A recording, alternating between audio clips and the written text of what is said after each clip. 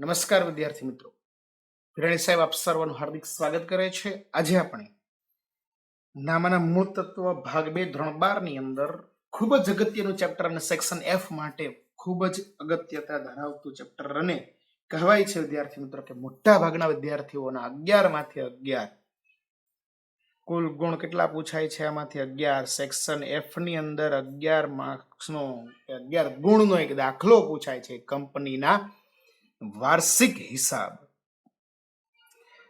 વિદ્યાર્થી મિત્રો, પહેલો ભાગ જે હતો ને ભાગીદારીનો ભાગ હતો ને બીજો ભાગ છે ને કંપનીના લગતો ભાગ છે, એટલે કે શેર છે, ડિબેન્ચર છે, કંપનીના વાર્ષિક હિસાબો છે અને પછીનો ચેપ્ટર કોઈ નાણાકીય પત્રકોનું વિશ્લેષણ છે, ગુણોત્તર વિશ્લેષણો છે। આ બધું કંપની લગતી વસ્તુઓ આપણે ભણી રહ્યા છીએ। સ્ટેપ બાય સ્ટેપ આપણે પ્રગતિ પર છીએ। પહેલી વાત તો નાણાકીય કંપનીના વાર્ષિક હિસાબોમાં હોય છે શું? એક નાનકડી એમથી વસ્તુઓ જોઈ લઈએ। પહેલા કંપનીના નાણાકીય પત્રકો શેર હોલ્ડર, કરવેરાના સત્તાધીશો એટલે કે ઇન્કમ ટેક્સ ઓફિસરો છે, વિશ્લેષણકારો છે, સંચાલકો અને અન્ય હિત ધરાવનારાઓ માટે ખૂબ જ અગત્યના છે। નાણાકીય પત્રકો કંપનીના નાણાકીય દેખાવ અને નાણાકીય સ્થિતિ વિશે નીચે માહિતી આપે છે। વિશેષ કંઈક માહિતીઓ આપતી હોય છે। કંપની ધારા 2013 ની કલમ 129(1) મુજબ નાણાકીય પત્રકો કંપનીની સાચી અને વ્યાજબી પરિસ્થિતિનો ખ્યાલ આપે છે। આ ઉપરાંત કલમ 133 હેઠળ સાંભળજો, નિર્દિષ્ટ કરેલ હિસાબી ધોરણોનો તે અમલ કરે છે। કંપનીના નાણાકીય પત્રકો કંપની ધારા 2013 પરિશિષ્ટ 3 માં દર્શાવેલ નમૂના મુજબ જ તૈયાર કરવા જરૂરી છે। કલમ 129(1) માં જણાવ્યા મુજબ આપણે જોયું તો ને, વીમા કંપની, વીજળી કંપની અને બેન્કિંગ કંપનીઓને નાણાકીય પત્રકોના નમૂના લાગુ પડતા નથી। વીમાવાળા છે, ઇલેક્ટ્રિસિટી કંપનીઓ છે કે બેન્કિંગ સેક્ટરની કંપનીઓ છે, એને આ જે આપણે ફોર્મેટ આજે જોવાના છીએ તે લાગુ પડતા નથી। આ પ્રકરણમાં કંપની ધારા 2013 અનુસાર કંપનીના વાર્ષિક હિસાબો કેવી રીતે તૈયાર કરવામાં આવે છે તેનો અભ્યાસ કરીશું। એક વસ્તુઓ છે, નાણાકીય પત્રકો એટલે શું થાય? નાણાકીય પત્રકો એટલે હિસાબી સમય પૂરો થતા હિસાબોની પ્રક્રિયાને અંતે હિસાબી માહિતીને સંક્ષિપ્તમાં રજૂ કરતા પત્રકો। આખા વર્ષના હિસાબો કેટલા બધા થયા હોય પણ એને શોર્ટમાં રજૂ કરી દેવા। નાણાકીય પત્રકો તેના આંતરિક અને બાહ્ય ઉપયોગકર્તાઓને હિસાબી પરિણામોની જાણ કરે છે। એટલે કે નાણાકીય વર્ષને અંતે પાકું સ્વરૂપ તૈયાર કરવું, નફા નુકસાન પત્રક એટલે કે નફા માટે પ્રવૃત્તિ નહીં કરતી કંપની માટે ઉપજ ખર્ચ ખાતું છે, રોકડ પ્રવાહ પત્રક છે, ઇક્વિટીમાં ફેરફાર દર્શાવતું પત્રક છે અને હિસાબોને લગતી અલગ અલગ નોંધ છે। તેનું શીર્ષક છે ને તારીખ ખાલી જગ્યાના રોજનું પાકું સ્વરૂપ એમ આપવામાં આવે છે। નફા નુકસાન પત્રકનું કોઈ ચોક્કસ સમયે તે તારીખે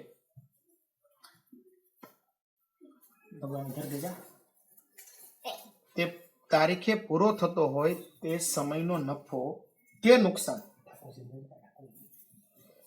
નુકસાન દર્શાવતા હોય છે। એટલે કે તે તારીખમાં શીર્ષકમાં તારીખ ખાલી જગ્યાના રોજ પૂરા થતા વર્ષનું નફા નુકસાન ખાતું એમ આપવામાં આવે છે, જે નફા નુકસાન ખાતું 1 થી વધારે કે ઓછા સમય માટે તૈયાર કરવામાં આવતું હોય છે। બીજી વસ્તુ, આમાં એક નાણાકીય વર્ષોને ધ્યાનમાં લેવામાં આવે છે। નાણાકીય વર્ષો એટલે કે કંપની ધારા 2013 ની કલમ 2(41) મુજબ કોઈ પણ કંપનીના સંદર્ભમાં નાણાકીય વર્ષ એટલે દર વર્ષે 31 માર્ચના રોજ પૂરા થતો સમય। જો કોઈ પણ વર્ષમાં 1 જાન્યુઆરીના રોજ કે તેથી કંપનીની સ્થાપના થયેલ હોય તો કંપનીનું નાણાકીય વર્ષ પછીના પૂરા થતા 31 માર્ચ સુધીનું ગણાશે। સામાન્ય રીતે નાણાકીય વર્ષ 12 માસનું હોય છે, જેનો સમયગાળો 1 એપ્રિલથી બીજા કેલેન્ડર વર્ષની 31મી માર્ચ સુધીનો હોય છે, જે આપણે જોતા હતા। બીજું કહે છે નાણાકીય પત્રકોના લક્ષણો શું છે? સાહેબ, ઐતિહાસિક પત્રકો છે, આંકડાઓમાં નાણાંના સ્વરૂપમાં દર્શાવવામાં આવે છે, સત્યોના આધારે હોય છે, એટલે કે જે કઈ બિલ કઈ વસ્તુઓ થઈ હોય તે દર્શાવે છે। ભાગડી જે વસ્તુઓ દર્શાવતા ખર્ચ ન કરેલ હોય ત્યારે ઉપાર્જિત ભાગડી હિસાબી ચોપડે દર્શાવાતી નથી। નફા નુકસાન ખાતું આપેલ સમય માટેનો નફો કે નુકસાન દર્શાવે છે। આવી એક બધી થોડી થિયરીઓ છે। સર્વસ્વીકૃત ઇક્વિટીની જવાબદારી શું છે તે દર્શાવે છે। સામાન્ય સિદ્ધાંતોના આધારે તૈયાર થાય છે। હિસાબી ધોરણોના પ્રમાણે તૈયાર થાય છે. આ બધી થિયરી છે સાહેબ, પણ આપણા કામની નથી. ફક્ત આપણે જોઈએ છે ને જાણવા માટે, સમજવા માટે કરીએ છીએ. નાણાકીય પત્રકો તૈયાર કરવાના હેતુઓ પણ ખૂબ જ સરસ છે. નાણાકીય કામગીરી વિશે સાચો અને વ્યાજબી ખ્યાલ મેળવવો, નાણાકીય સ્થિતિ અંગે સાચો અને વ્યાજબી ખ્યાલ મેળવવો, કામગીરી વિશે અને સ્થિતિ અંગે અને કાયદાકીય જરૂરિયાતોનું પાલન કરવું હોય, વિવિધ હિત ધરાવનારાઓને કંપનીની નાણાકીય માહિતીની જાણ કરવા માટે પણ આ વસ્તુઓ છે તે કેવી છે વિદ્યાર્થી મિત્રો, ખૂબ જ જરૂરી છે. એટલે કે નાણાકીય પત્રકો તૈયાર કરવાના વિવિધ એના હેતુઓ છે સાહેબ. આ નાણાકીય પત્રકોની વાત. હવે એના એક પાકા નમૂનાની વાત કરવી છે. કંપનીના નફા નુકસાન ખાતાના, સાંભળજો કોનો કહે છે, કંપનીના નફા નુકસાન બે ખાતાઓ આમાં જોવાના છે. એક તો નફા નુકસાન ખાતું અને બીજું છે તે પાકું સરવૈયું. વિદ્યાર્થી મિત્રો, આ જે ફોર્મેટ તમે આપણે જોવાના છીએ ને, કમ્પલસરી આ જ ક્રમમાં હોવું જોઈએ. એક પણ ક્રમ આડાઅવળો થવો જોઈએ નહીં.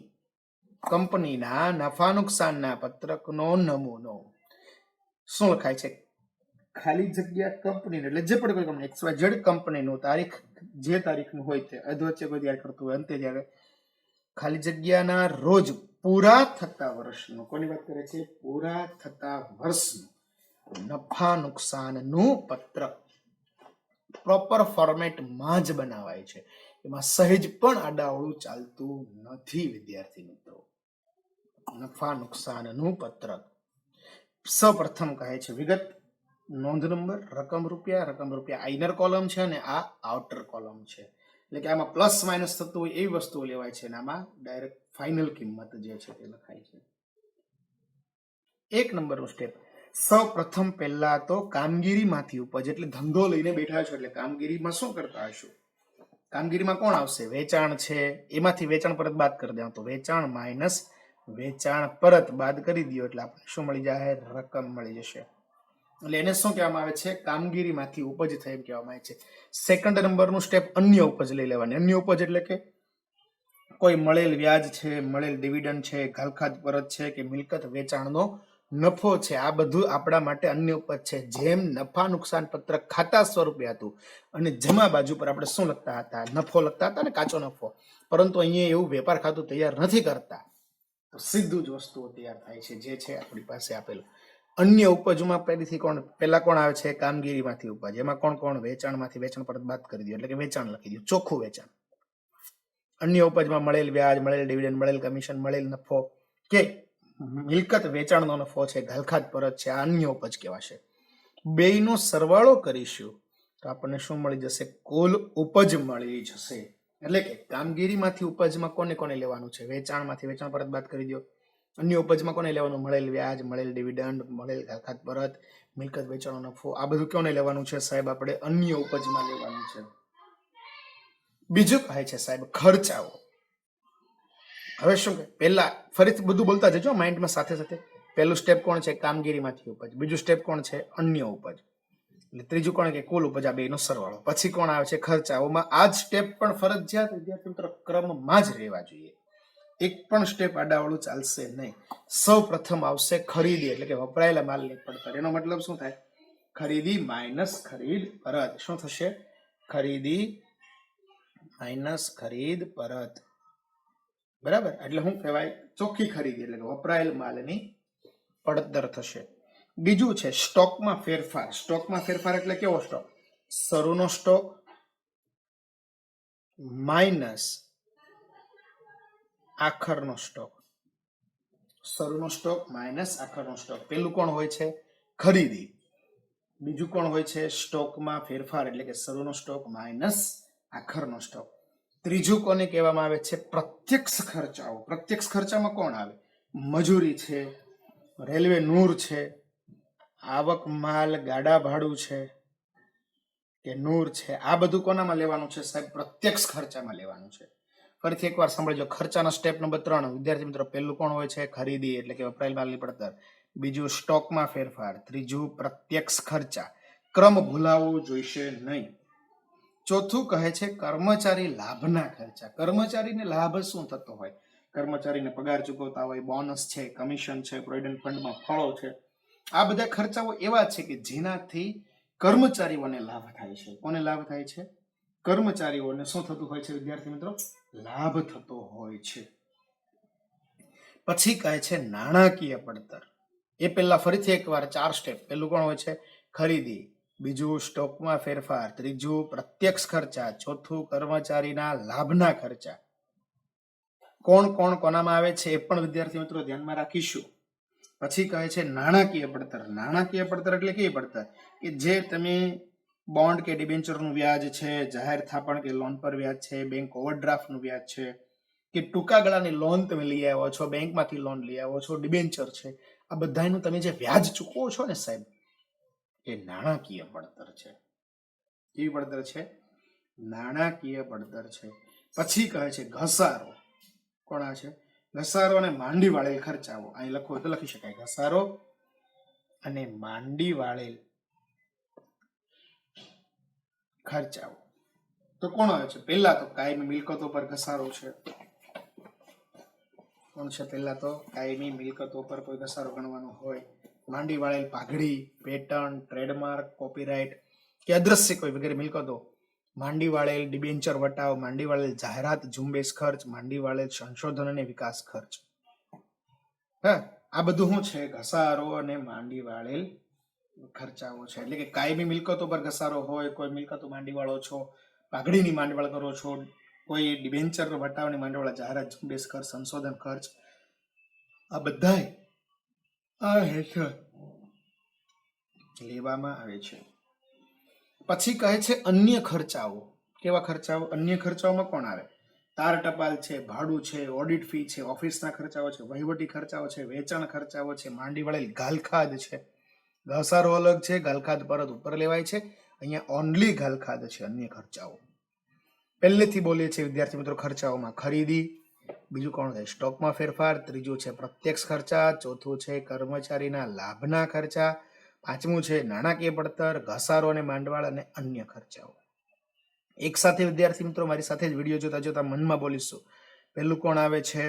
ખરીદી, પછી સ્ટોકમાં ફેરફાર, ત્રીજું પ્રત્યક્ષ ખર્ચા, ચોથું કર્મચારીના લાભના ખર્ચા, નાણાકીય પડતર, ઘસારો અને માંડવાળ અને અન્ય ખર્ચાઓ, અને છેલ્લે આવશે કુલ ખર્ચાઓ.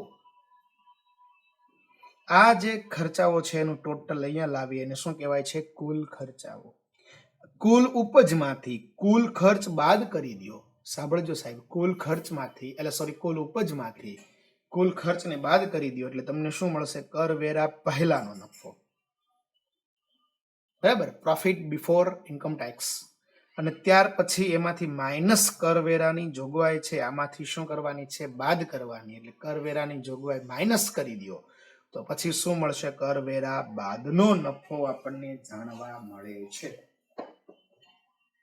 આ છે આપણા માટે વિદ્યાર્થી મિત્રો નફા નુકસાનનો પત્રકનો નમૂનો છે. શું છે? નફા નુકસાનનો પત્રક. આનો નમૂનો છે આ વિદ્યાર્થી મિત્રો. અને બીજી એક બાબત વિદ્યાર્થી મિત્રો, જે આપણે વસ્તુઓ તૈયાર કરીએ છીએ ને એમાંથી કહે છે. એટલે ફરીથી એકવાર સાંભળી રહ્યા છે. પહેલા કોણ આવે છે? કામગીરીમાંથી ઉપજ, બીજું અન્ય ઉપજ, પછી ખર્ચાઓ ચાલુ થાય તો એમાં ખરીદી, પછી સ્ટોકમાં ફેરફાર, પછી પ્રત્યક્ષ ખર્ચાઓ, કર્મચારીના લાભના ખર્ચાઓ, નાણાકીય પડતરોમાં આવી બધી વસ્તુઓ ધ્યાનમાં લેવાતી હોય છે. પછી છે સાહેબ આપણા માટે ઘસારો અને માંડી વાળેલ ખર્ચાઓ, કાયમી મિલકતો, માંડી વાળેલ પાઘડી, માંડી વાળેલ ખર્ચા. પછી અન્ય ખર્ચાઓમાં કોને લેશો? તાર ટપાલ, સ્ટેશનરી, ભાડું, ઓડિટ ફી, ઓફિસ ખર્ચ, વેચાણ, આ બધા અન્ય ખર્ચાઓમાં. પછી જે આવે છે એમાંથી શું કરીએ છીએ આપણે? કુલ ઉપજમાંથી કુલ ખર્ચ બાદ કરીએ તો આપણને શું મળે? કરવેરા પહેલાનો નફો. એમાંથી કરવેરા બાદ કરીએ તો શું મળી જાય? કરવેરા બાદનો નફો મળે છે. જે નફાને આપણે ઇક્વિટી જવાબદારી સાઈડ લઈ જતા હોઈએ છીએ. સાથે હવે આપણે જોવાના છીએ વિદ્યાર્થી મિત્રો આવું જ કંઈક, પરંતુ છે એ પાકા સરવૈયાનો નમૂનો છે. કોનો નમૂનો જોવાના છીએ આપણે? પાકા સરવૈયાનો જે નમૂનો છે એ આપણે જોવાના છે, જે એના પ્રોપર ફોર્મેટમાં હોય છે. કમ્પલસરી બધી જ વસ્તુ વિદ્યાર્થી મિત્રો એના કંપની ધારા 2013ના પરિશિષ્ટ 3 મુજબ જ નમૂના પ્રમાણે ચાલવાનું છે. વિદ્યાર્થી મિત્રોએ અત્યારે આપણે જે જોઈ રહ્યા છે ને એ પ્રમાણે જ પરીક્ષાની અંદર લખવાનો થોડો ફેરફાર હોય છે કાયદાકાર, પરંતુ આપણે સમજૂતી માટે આ વસ્તુઓ જોઈ રહી, પરીક્ષાના હેતુસર આ વસ્તુ જોઈ રહ્યા છીએ. પહેલું જ હવે આપણે જોવાના છીએ સાહેબ પાકું સરવૈયું. સૌપ્રથમ કંપનીનું નામ લખી તારીખ ખાલી જગ્યાના રોજનું પાકું સરવૈયું એવું લખવામાં આવે છે. એમાં પહેલું જ કહે છે સાહેબ ઇક્વિટી, ઓલો આપણે લખતા હતા ને ઇક્વિટી જવાબદારી અને આ બાજુમાં હતું મિલકત લેણા અને મૂડી દેવા લખતા હતા ને, એમાં મૂડી દેવા છે સાહેબ. આખું પેજ જે છે આપણી પાસે અહીંયા દેખાય છે ઓન સ્ક્રીન આપણને. આ બધું જ કોણ છે? 3 મૂડી દેવા છે. તેનું નામ છે ઇક્વિટી અને જવાબદારી. એમાં પહેલું જ કહે છે, એમાં મુખ્ય 3 હેડિંગ છે. શેર હોલ્ડરના ભંડોળ. કોના ભંડોળની વાત કરે છે? શેર હોલ્ડરના ભંડોળ. એમાં કોણ હોય છે સાહેબ? શેર મૂડી અને બીજું છે અનામત અને વધારો. શેર મૂડી એટલે કેવી શેર મૂડી સાહેબ? ઇક્વિટી શેર મૂડી, પ્રેફરન્સ શેર મૂડી, બરાબર ને? પછી સત્તાવાર થાપણ હોય, બહાર પાડેલ થાપણ હોય, સંપૂર્ણ વસૂલ આવેલી મૂડી, બધું જ આવી જાય. શેર જપ્તી પણ આમાં આવી જાય. શેર મૂડીમાં શેર જપ્તી પણ આવી જાય છે. આ શેર મૂડીની અંદર કોને? સત્તાવાર, ભરપાઈ થયેલ પરંતુ સંપૂર્ણ વસૂલ નહીં આવેલી શેર જપ્તી, બધું જ કોનામાં આવી જાય છે? શેર મૂડી અને અનામતમાં આવી જાય છે. બીજું છે સાહેબ આપણી પાસે અનામત અને વધારો. કોણ છે બીજું? અનામત અને વધારો. તો અનામત અને વધારાના શીર્ષક હેઠળ કોણ આવે છે સાહેબ? અનામત અને વધારામાં કોણ આવે છે? તો બધા જ પ્રકારની અનામતો, ભંડોળ કે જોગવાઈ, જેમ કે સૌપ્રથમ નફા નુકસાન પત્રકનો વધારો, એટલે કે જે કરવેરા બાદનો નફો આવ્યો હતો ને તે, એમાંથી જો નફાની ફાળવણી કરતા હોય કે સામાન્ય અનામત ખાતે થોડાક રૂપિયા લઈ જવાના હોય, સૂચિત ડિવિડન્ડ ખાતે લઈ જવાના હોય, તે બાદ કરવાનું છે. બાકી તમે જુઓ જામીનગીરી પ્રીમિયમ અનામત છે, સામાન્ય અનામત છે, એમાં વધારો થતો હોય તો એ બધું લખવાનું છે પ્લસ કરી. મૂડી અનામત, ડિબેન્ચર પરત અનામત, ડિવિડન્ડ સમતુલા ભંડોળ, અનામત ભંડોળ, કામદાર અકસ્માત વળતર ભંડોળ, રોકાણ વધઘટ અનામત, નફા નુકસાન પત્રકની ખોટ માઇનસ કરવાની છે સાહેબ. બ્રેકેટમાં આપ્યું છે. આ શું કરવાનું છે? ખોટ હોય તો માઇનસ, નફો હોય તો પ્લસ, વધારો હોય તો પ્લસ અને ખોટ હોય તો માઇનસ. એટલે કે સામાન્ય અનામત, જામીનગીરી પ્રીમિયમ, મૂડી અનામત, અનામત ભંડોળ, કામદાર અકસ્માત વળતર ભંડોળ, રોકાણ વધઘટ અનામત, નફા નુકસાનની ખોટ, આ બધું જ ક્યાં લખવામાં આવે છે? ઇક્વિટી જવાબદારીમાં. ફરીથી સાંભળજો, ઇક્વિટી અને જવાબદારી બાજુ 1 નંબરમાં શેર હોલ્ડરના જે ભંડોળ છે એમાં શેર મૂડી અનામત અને વધારા હેઠળ આ વસ્તુઓ લખવામાં આવે છે. બીજું કહે છે બિન ચાલુ જવાબદારીઓ. શું કહે છે? બિન ચાલુ જવાબદારી કોને કહેવાય? એમાં 3 પ્રકાર પડે છે: લાંબા ગાળાના ઉછીના નાણાં, અન્ય લાંબા ગાળાની જવાબદારી અને લાંબા ગાળાની જોગવાઈ. 3 વસ્તુઓ વિદ્યાર્થી મિત્રો આમાં ધ્યાનમાં લેવાની છે. કઈ કઈ વસ્તુઓ છે? ફરીથી એકવાર સાંભળજો. સ્ટેપ નંબર 1 પાકું સરવૈયું છે. ઇક્વિટી જવાબદારીમાં પહેલા કોણ આવે? શેર હોલ્ડરના ભંડોળ. એમાં કોણ? શેર મૂડી, અનામત અને વધારો. બીજું કોણ છે? બિન ચાલુ જવાબદારીઓ, લાંબા ગાળાના ઉછીના નાણાં, અન્ય લાંબા ગાળાની જવાબદારી અને લાંબા ગાળાની જોગવાઈઓ. પછી શું કહે છે? લાંબા ગાળાના ઉછીના નાણાંમાં કોને લેવાય છે? ડિબેન્ચર, લાંબા ગાળાની લોન, બોન્ડ, જાહેર થાપણ, આવી વસ્તુઓ છે. એ વસ્તુઓને લાંબા ગાળાના ઉછીના નાણાંમાં કોણ લેવાય છે? સાંભળજો. ડિબેન્ચર છે, લાંબા ગાળાની લોન છે એટલે કે મુદ્દતી લોન છે, બોન્ડ છે, જાહેર થાપણ છે, આવી વસ્તુઓને આપણે લાંબા ગાળાના ઉછીના નાણાંમાં ધ્યાનમાં લેવામાં આવે છે. બીજું છે એમાં અન્ય લાંબા ગાળાની જવાબદારી. એમાં કોણ કોણ આવે છે? ડિબેન્ચર પરત પ્રીમિયમ છે કે પ્રેફરન્સ શેર પરત પ્રીમિયમ છે. આ કેમાં લેવામાં આવે છે? અન્ય લાંબા ગાળાની જવાબદારીમાં. અને છેલ્લે છે લાંબા ગાળાની જોગવાઈ. તો પ્રોવિડન્ટ ફંડ છે, ગ્રેજ્યુઇટી ફંડ છે, પેન્શન ફંડ છે, કામદાર બચત ખાતા છે અને કામદાર નફા ભાગ ભંડોળ છે. અકસ્માત વળતર ભંડોળ હોય તો અનામતમાં વહી જાય, પરંતુ નફા ભાગ ભંડોળ અને બચત ખાતા હોય તો ક્યાં લખવામાં આવે છે? લાંબા ગાળાની જોગવાઈઓમાં લખવામાં આવે છે. એટલે કે લાંબા ગાળાના ઉછીના નાણાંમાં કોને લેશું? ડિબેન્ચર, લાંબા ગાળાની મુદ્દતની લોન, બોન્ડ, જાહેર થાપણ. પછી અન્ય લાંબા ગાળામાં કોને લેશું? ડિબેન્ચર પરત પ્રીમિયમ, પ્રેફરન્સ શેર પરત પ્રીમિયમ. અને લાંબા ગાળાની જોગવાઈઓમાં કોને લેશું? Provident fund, gratuity fund, pension fund, કામદાર નફા ભાગ ભંડોળ અને કામદાર બચત ખાતા લેવામાં આવે છે. બરાબર. પછી વિદ્યાર્થી મિત્રો ફરીથી એકવાર સાંભળી લઈએ છીએ. આ 3 વસ્તુ આપણે પહેલા પૂરી કરી. એમ 2 જ વસ્તુઓ: શેર હોલ્ડરના ભંડોળ અને બિન ચાલુ જવાબદારી. એમાં શેર હોલ્ડરના ભંડોળમાં કોણ કોણ આવતું હતું? શેર મૂડી, અનામત અને વધારો. પછી કોણ આવે છે? બિન ચાલુ જવાબદારીમાં લાંબા ગાળાના ઉછીના નાણાં, અન્ય લાંબા ગાળાની જવાબદારી અને લાંબા ગાળાની જોગવાઈઓ. હવે વિદ્યાર્થી મિત્રો આપણી પાસે આવે છે ચાલુ જવાબદારીઓ. ચાલુ જવાબદારીઓ વિદ્યાર્થી મિત્રો 4 પ્રકારની છે. પેલું છે ટૂંકા ગાળાના ઉછીના નાણાં, વેપારી દેવા, અન્ય ચાલુ જવાબદારી અને ટૂંકા ગાળાની જોગવાઈ. શું કહે છે વિદ્યાર્થી મિત્રો? સાંભળજો. ચાલુ જવાબદારીમાં 4 વસ્તુ: ટૂંકા ગાળાના ઉછીના નાણાં, વેપારી દેવા, અન્ય ચાલુ જવાબદારી અને ટૂંકા ગાળા. આવડો આ જ વસ્તુ અહીંયા છે. વચ્ચે કોણ આવે છે? વેપારી દેવા. લાંબા ગાળાના ઉછીના નાણાં હતા તો અહીંયા કોણ આવશે? ટૂંકા ગાળાના ઉછીના નાણાં. પછી વેપારી દેવા, પાછું અન્ય લાંબા ગાળાની જવાબદારી તો અન્ય ચાલુ જવાબદારી. લાંબા ગાળાની જોગવાઈ છે તો અહીંયા કોણ આવશે? ટૂંકા ગાળાની જોગવાઈ. તો એમાં કોને લઈશું? તો પહેલા આપ્યું છે જો ટૂંકા ગાળાના ઉછીના નાણાં. તો ટૂંકા ગાળાની લોન કે જેનો સમય 12 માસ કરતા કેવો હોય? ઓછો હોય. બેંક ઓવરડ્રાફ્ટ છે, કેશ ક્રેડિટ છે, આ ક્યાં લખવામાં આવે છે? ટૂંકા ગાળાના ઉછીના નાણાં. બીજું કોણ હતું? વેપારી દેવા. વેપારી દેવામાં કોણ આવે? લેણદારો અને દેવી હુંડી. કોણ આવશે? વેપારી દેવામાં કોણ આવશે? લેણદારો અને દેવી હુંડી. પછી કહે છે ત્રીજું, એમાં કોણ હતું ત્રીજું? અન્ય ચાલુ જવાબદારીઓ અને પછી ટૂંકા ગાળાની જોગવાઈ.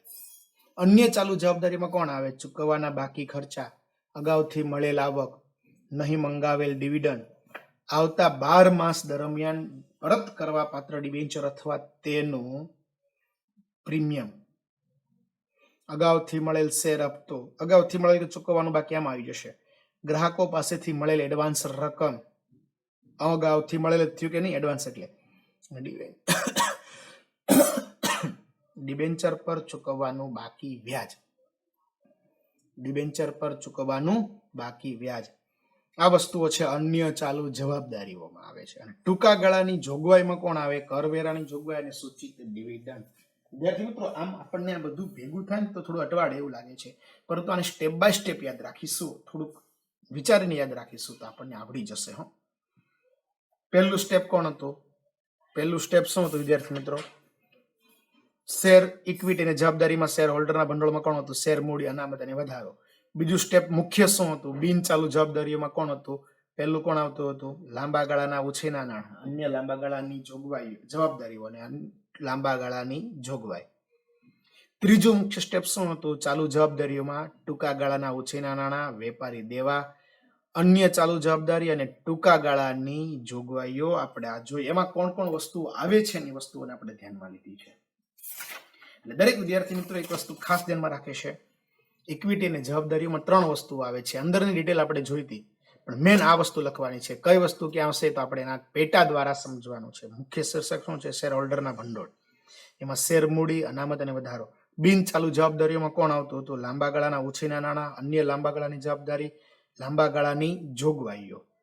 ત્રીજું હતું ચાલુ જવાબદારીઓમાં કોણ આવે? ટૂંકા ગાળાના ઉછીના નાણાં, વેપારી દેવા, અન્ય ચાલુ જવાબદારી અને ટૂંકા ગાળાની જોગવાઈ. આની અંદર કઈ કઈ વસ્તુઓ ધ્યાનમાં લેવાય છે તે આપણે વિદ્યાર્થી મિત્રો પેજ નંબર 127 અને 128 ઉપર આપણે બે વસ્તુઓ 128 અને 129 ઉપર આ બે વસ્તુઓ આપણે જોઈ હતી. હવે પછી આપણે જોવાના છીએ સાહેબ મિલકતો. શું જોવાના છીએ? મિલકતો. હવે વિદ્યાર્થી મિત્રો આપણે જોવાના છીએ એનો પાર્ટ 2 એટલે કે વાર્ષિક હિસાબોમાં પાકું સર્વે જે બનાવે છે એમાંનો બીજો ભાગ એટલે કે મિલકતો. શું હોય છે મિલકતોની અંદર? બિન ચાલુ મિલકતો અને ચાલુ મિલકતો, બે જ પાર્ટ પડે છે સાહેબ એમાં. પહેલામાં કેટલા પાર્ટ પડતા હતા? 3. શેર હોલ્ડરના ભંડોળ, બિન ચાલુ જવાબદારી અને ચાલુ જવાબદારી. એમાં બે જ વસ્તુ છે, બિન ચાલુ મિલકતો અને ચાલુ મિલકતો. બિન ચાલુ મિલકતોમાં પહેલો ભાગ કહે છે કાયમી મિલકતો. કાયમી મિલકતોમાં બે છે, એક દ્રશ્ય છે અને બીજી અદ્રશ્ય છે. દ્રશ્ય મિલકતોમાં કોને કોને લેવાય છે? જમીન, મકાન, પ્લાન્ટ, યંત્રો, ફર્નિચર, વાહનો, સાધન સરંજામ, ભાડાપટ્ટાની મિલકતો. આ બધું જ કેવું છે? કાયમી મિલકતો છે સાહેબ. અને એમાં બીજું છે અદ્રશ્ય મિલકતોમાં કોણ આવે? પાઘડી, patent, trademark, copyright, licence, software, franchise. આ બધું કેવું છે? અદ્રશ્ય મિલકતો છે સાહેબ. એટલે બે પ્રકારની મિલકતો છે, એક તો દ્રશ્ય અને બીજી છે તે અદ્રશ્ય મિલકતો હોય છે. એમાંથી સાહેબ દ્રશ્ય અને અદ્રશ્ય મિલકતો પરથી હવે આપણે ચાલીએ આગળ પાછા. તો બીજો ભાગ છે બિન ચાલુ રોકાણો. કેવા રોકાણોની વાત કરે છે સાહેબ આપણને? બિન ચાલુ રોકાણો. બિન ચાલુ રોકાણોમાં કોને ધ્યાનમાં લેશું વિદ્યાર્થી મિત્રો? બિન ચાલુ રોકાણોમાં જો પ્રોવિડન્ટ ફંડમાં રોકાણ, ડિબેન્ચર પરત નિધિના રોકાણ, ગૌણ કંપનીના રોકાણ એટલે કે કંપનીમાં શેરમાં રોકાણ કરો છો, અન્ય કંપનીના શેર કે ડિબેન્ચર કે જેની મુદત 12 માસથી કેવી હોય? વધુ સમય માટે હોય, બેંકમાં બાંધી મુદતની થાપણો, સરકારી જામીનગીરીઓ, મ્યુચ્યુઅલ ફંડના યુનિટ, અન્ય કંપનીના શેર કે ડિબેન્ચરમાં રોકાણ, આ બધું જે વસ્તુ આપણે કરીએ છીએ, પ્રોવિડન્ટ ફંડના રોકાણ, આ બધા જ વસ્તુઓ કેવી છે? બિન ચાલુ રોકાણો છે. કેવા છે બધા? બિન ચાલુ રોકાણ. પહેલું કોણ હતું? કાયમી મિલકતો, એમાં દ્રશ્ય અદ્રશ્ય. બીજું છે બિન ચાલુ રોકાણો. ત્રીજું છે લાંબા ગાળાની લોન અને ધિરાણ. લોંગ ટર્મ માટે તમે કોઈ લોન ને ધિરાણ કરો છો તો લાંબા ગાળાની લોન ધિરાણમાં કર્મચારીઓને લોન 12 માસથી કેવી હોય? વધુ સમય માટે હોય. Custom deposit, telephone deposit, electricity deposit, આવી વસ્તુઓને આપણે શું કરી શકીએ છીએ? લાંબા ગાળાની લોન અને ધિરાણ તરીકે દર્શાવી શકીએ છીએ, કે જેનું સમય કર્મચારીઓને 12 માસ કરતા વધારે આપો. કસ્ટમ ડિપોઝિટ છે, ટેલિફોન ડિપોઝિટ છે, જ્યાં સુધી આ વસ્તુ ઇલેક્ટ્રિસિટી ડિપોઝિટ આપણે યુઝ કરવાના છે ત્યાં સુધી આ ડિપોઝિટ આપણું રોકાણ જ ગણાશે. કેન્સલ કરીએ બંધ કરીએ ત્યારે આ વસ્તુ પાછી આવે, ત્યાં સુધી પાછું આવતું નથી. અને ને ચોથું છે સાહેબ અન્ય બિન ચાલુ મિલકતો, એમાં ડિબેન્ચર વટાવ આવતા 12 માસ બાદ માંડી વાળવા પાત્ર હોય. કેવા હોય? આવતા 12 માસ બાદ માંડી વાળવા પાત્ર, એટલે કે લોંગ ટાઈમે માંડી વાળવાના હોય. ડિબેન્ચર વટાવ છે, જાહેરાત ઝુંબેશ ખર્ચ છે, 1 વર્ષ કરતા વધારે, બધા જ સિમ્પલ કેવું હોય તો. સંશોધન અને વિકાસ ખર્ચ કોણ કહે છે? ડિબેન્ચર વટાવ છે, જાહેરાત ઝુંબેશ ખર્ચ છે, સંશોધન અને વિકાસ ખર્ચ છે, જે 12 માસ બાદ શું કરવાના હોય? આપણે માંડી વાળવાના હોઈએ છીએ. આ બધી વસ્તુઓ કેમાં લખવામાં આવે છે? વિદ્યાર્થી મિત્રો ફરીથી એકવાર સાંભળજો. બિન ચાલુ મિલકતોમાં કોણ આવે છે? કાયમી મિલકતો, બિન ચાલુ રોકાણ, લાંબા ગાળાની લોન અને ધિરાણ, અને અન્ય બિન ચાલુ મિલકતો. ફરીથી એકવાર સાંભળજો. કાયમી મિલકતોમાં બિન દ્રશ્ય અદ્રશ્ય હોય, બિન ચાલુ રોકાણો હોય. લાંબા ગાળાની લોન અને ધિરાણમાં કોણ લેતા હતા? કસ્ટમ ડિપોઝિટ, ટેલિફોન ડિપોઝિટ, આ લાંબા ગાળાની લોન અને ધિરાણ છે. અન્ય બિન ચાલુ મિલકતોમાં કોણ હોય? અન્યમાં કોણ હોય છે સાહેબ? ડિબેન્ચર વટાવ, જાહેરાત ઝુંબેશ ખર્ચ, સંશોધન વિકાસ ખર્ચ, આ બધું અન્યમાં લેવામાં આવે છે. પછી કહે છે સાહેબ આપણી પાસે આવે છે ચાલુ મિલકતો. કેવી મિલકતો? ચાલુ મિલકતોમાં કોણ લેશું? ચાલુ રોકાણ. ચાલુ મિલકતોમાં પહેલું જ કોણ છે? ચાલુ રોકાણ. ચાલુ રોકાણમાં કોણ આવે છે? અન્ય કંપનીના શેર કે ડિબેન્ચર, જેનો સમય 12 મહિના કરતા ઓછો હોય. 12 માસથી બધી વસ્તુઓ બધી કેમાં હોઈ જાય છે? બિન ચાલુમાં. પણ અહીંયા તો ચાલુ રોકાણો છે, એમાં કોણ આવે છે? અન્ય કંપનીના શેર કે ડિબેન્ચરમાં રોકાણ કરી આવો છો તો એનો સમય કેવો હોય? 12 માસથી ઓછો હોય. તો બીજું કહે છે વેચાણ પાત્ર જામીનગીરીઓ, સરકારી જામીનગીરીઓ, મ્યુચ્યુઅલ ફંડના યુનિટ, વેચાણ પાત્ર જામીનગીરીઓ કે જે તાત્કાલિક ધોરણે વેચાણ થવાની તૈયારીમાં છે, એટલે કે 12 માસથી કેવું હોય? ઓછો સમય હોય, એની વાત કરે છે સાહેબ. બીજું કહે છે માલ સામગ્રી. માલ સામગ્રીમાં કાચા માલનો સ્ટોક, અર્ધ તૈયાર માલનો સ્ટોક, માલનો સ્ટોક, છૂટા ઓજાર, માર્ગસ્થ માલ જે રોડ પર હોય છે ને, એની વાત કરે છે. એટલે કે કાચા માલ સામગ્રીનો સ્ટોક હોય, અર્ધ તૈયાર, તૈયાર માલ, વેપાર માટેનો સ્ટોક, છૂટા ભાગ અને ઓજારો છે, વપરાશી સ્ટોક છે, માર્ગસ્થ માલ છે, આ બધું કોનામાં આવે છે? માલ સામગ્રીમાં આવે છે. સ્ટેપ નંબર 2 માં કોણ હોય છે? ચાલુ રોકાણો. ચાલુ મિલકતોમાં પહેલું કોણ? ચાલુ રોકાણ. બીજું કોણ? માલ સામગ્રી. અને ત્રીજું છે વેપારી લેણા. શું છે ત્રીજું? વેપારી લેણા. તો વેપારી લેણામાં કોણ આવે છે? દેવાદાર, લેણી હુંડી. વેપારી દેવામાં કોણ આવતું હતું? લેણદાર અને દેવી હુંડી. લેણદાર અને દેવી હુંડી. વેપારી દેવા હોય તો, પરંતુ અહીંયા કોણ છે? વેપારી લેણા છે, તો દેવાદાર અને લેણી હુંડી. પછી કહે છે રોકડ અને રોકડ સમકક્ષ, એટલે કે રોકડ હાથ પર હોય, બેંક શિલ્લક છે, ચેક અને ડ્રાફ્ટ પર છે, આ બધું કોણ છે? રોકડ અને સમકક્ષમાં લેવામાં આવે છે. ચાલુ રોકાણો, ચાલુ મિલકતોમાં કોણ કોણ આવે છે? ચાલુ રોકાણ, માલ સામગ્રી, વેપારી લેણા, રોકડ અને સમકક્ષ, અને ટૂંકા ગાળાની લોન અને ધિરાણ. ટૂંકા ગાળાની લોન અને ધિરાણમાં કોણ હોય? કે 12 માસથી ઓછા સમય માટે આપેલ લોન હોય, કે વેપારીને આપેલ એડવાન્સ રકમ હોય, કે જેનો સમય 12 મહિના કરતા ઓછો હોય. જેનો સમય કેવો હોય? 12 મહિના કરતા ઓછા સમય માટે હોય. અને છેલ્લે કહે છે અન્ય ચાલુ મિલકતો. અન્ય ચાલુ મિલકતોમાં કોણ આવે છે? અગાઉથી ચૂકવાયેલ ખર્ચા, મળવાની બાકી આવક, આવતા 12 માસ દરમિયાન માંડી વાળવાના જાહેરાત ઝુંબેશ ખર્ચ, ડિબેન્ચર વટાવ માંડી વાળવાનો હોય, માંડી વાળેલ સંશોધન 12 મહિના દરમિયાન શોર્ટ ટર્મ માટે હોય. તો આ ચાલુ મિલકતોમાં ધ્યાનમાં લેવામાં આવે છે. સાહેબ મિલકતોની અંદર 2 સ્ટેપ છે, બિન ચાલુ મિલકતો અને ચાલુ મિલકતો. બિન ચાલુ મિલકતોમાં કોણ આવે છે? કાયમી મિલકતોમાં દ્રશ્ય મિલકતો, અદ્રશ્ય મિલકતો, બિન ચાલુ રોકાણો, લાંબા ગાળાની લોન અને ધિરાણ, અન્ય ચાલુ મિલકતો. પછી કોણ કહે છે ચાલુ મિલકતોમાં કોણ આવશે?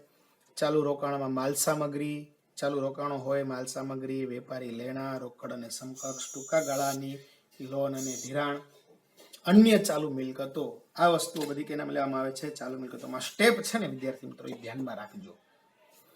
કમ્પલસરી દરેક વિદ્યાર્થી મિત્રોએ પાકું સરવૈયું છે, પ્રોપર ફોર્મેટમાં જ, અંદરની વિગત નહીં.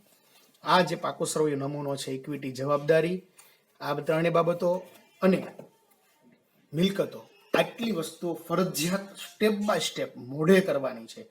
જે ક્રમ આપ્યો છે એ જ ક્રમમાં આ વસ્તુ લખાવી જોઈએ. એક પણ સ્ટેપ એમાંથી આડાવડો ચાલશે નહીં વિદ્યાર્થી મિત્રો. આ પ્રોપર ફોર્મેટમાં જ લખાવવું જોઈએ. તો જ આ વસ્તુ આપણે મિત્રો 11 માંથી 11 માર્ક્સ આપણે કવર કરી શકીશું. તો આજના લેક્ચરમાં આપણે નફા નુકસાન પત્રકનો નમૂનો અને પાકા સરવૈયાનો નમૂનો દરેક વિદ્યાર્થી મિત્રો 5 વાર 7 વાર જેટલી વાર લખવો પડે એટલી વાર લખી અને મોઢે કરવાનો પ્રયાસ કરશે. કમ્પલસરી આ ફોર્મેટમાં જ આપણે લખવાનું છે. તો જ આ વસ્તુ આપણે શક્ય બનશે. આ સાથે લેક્ચરને પૂર્ણ કરીએ છીએ. દરેક વિદ્યાર્થી મિત્રો આવું કામ કરશે. અસ્તુ. આભાર.